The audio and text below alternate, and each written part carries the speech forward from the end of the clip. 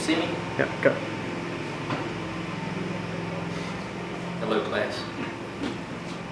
Today, we are going to further our discussion of trig values in the unit circle, or in the coordinate plane, but we're going to focus on a circle called the unit circle.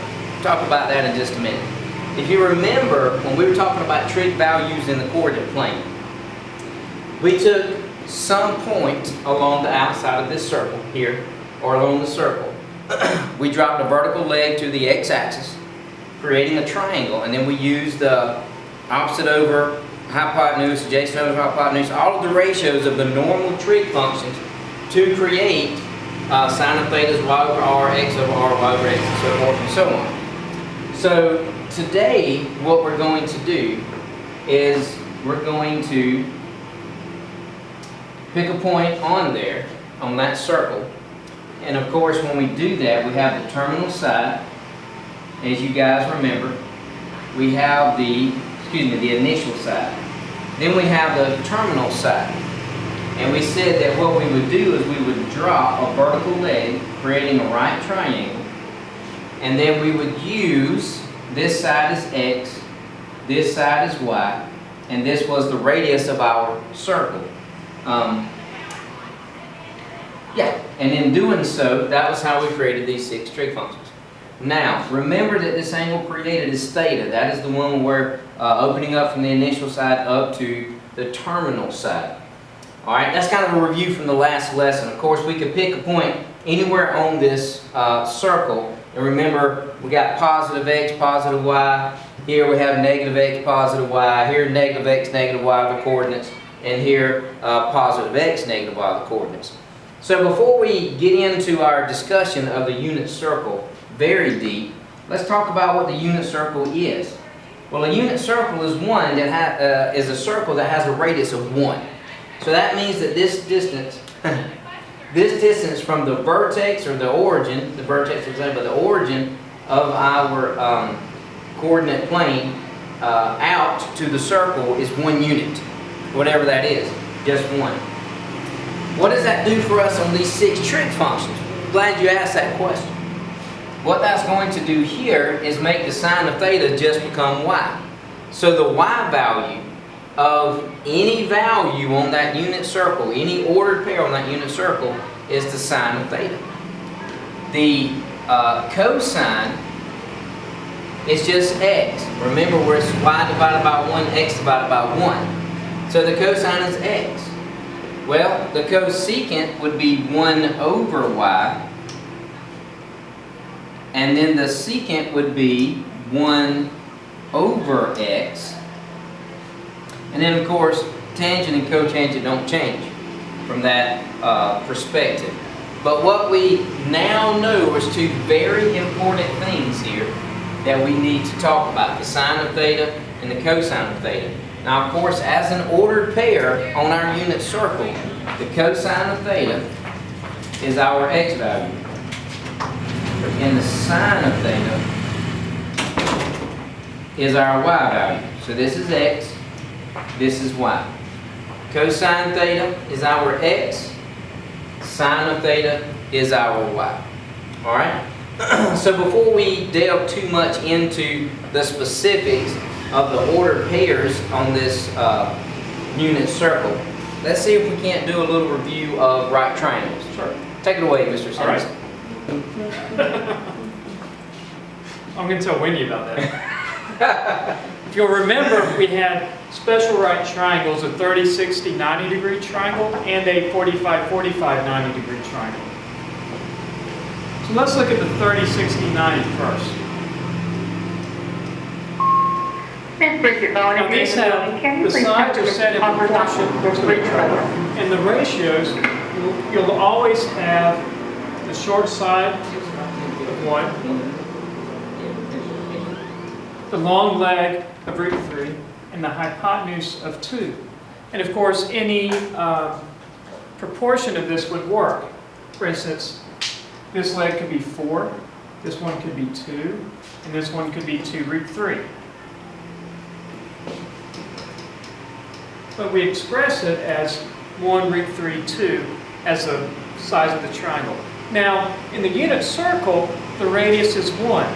And on the corresponding triangle, that radius corresponds to the hypotenuse. So how can I make that 2 become a 1? I know. Yes, Let me. hear it. We could divide by 2. Divide by 2. That's exactly what I want to do. 2 divided by 2 gives me 1. 1 divided by 2 gives me 1/2. And 3 divided by 2 gives me root 3 over 2. Okay? So, we want to talk about the coordinates now? We'll come back. Okay. We'll put them So on the the second triangle, special right triangle, was a 45, 45, 90-degree triangle, an isosceles right triangle. We've got 45 degrees, 45 degrees, and 90. And its sides, we learned, is 1, 1, root 2. Any 45, 45, 90 degrees, the sides will be factors of 1, 1, root 2. So if we had a factor of 5, it would be 5 root 2, and the 2 legs would each be 5 units. But again, we want the hypotenuse to have a length of 1. So, what am I going to divide by? Root 2. I've got root 2. So if I divide root 2 by root 2, anything divided by itself is just 1. That gives me a hypotenuse of 1. So each leg will be 1 divided by root 2. But Mr. So that looks Simmons, pretty, doesn't it? I thought we've already discussed that we can't have a radical in the denominator. Yeah, I suppose you're right. So, to rationalize, I need to get rid of that radical.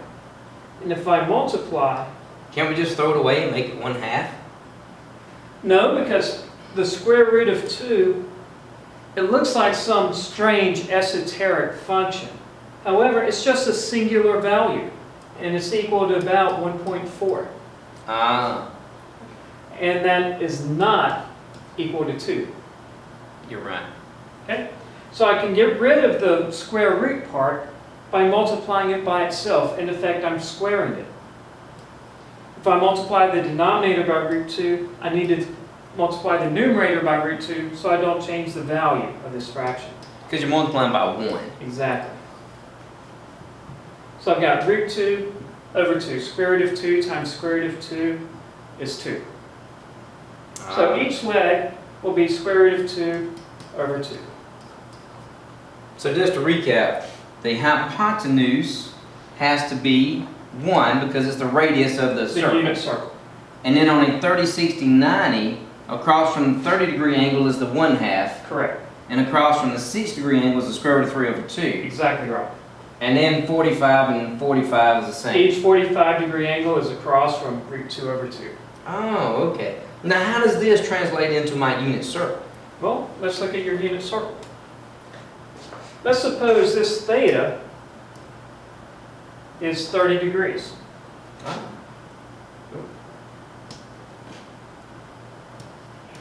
Okay. So if we look at it, this short leg is 1/2, and the long leg is root 3 over 2 with a hypotenuse of 1. Interesting. So the horizontal piece, x, should be the square root of 3 over 2. And the vertical piece is 1/2. Correct. So if that's the length of this side, that's the x-coordinate for this point. It's also the cosine of 30 degrees. Because the cosine is x. Is equal to x. Ah, And we went up 1/2, that's my y-coordinate, which is also the sine of 30 degrees. so the sine of theta is y, and so the y is the sine of theta. Correct. Interesting. Only on the unit circle. Only on the unit circle. And if we look at, it's like the same triangle, but we change its orientation. And we look at if I draw it like this, where that is 60 degrees, and I've got 30 degrees here. Well, the short side, use a different color just to make it clear. The short side is 1/2 Uh-huh. from there to there. All right. And my long leg is Square root 3 over 2. And the radius is always 1. The hypotenuse is always 1.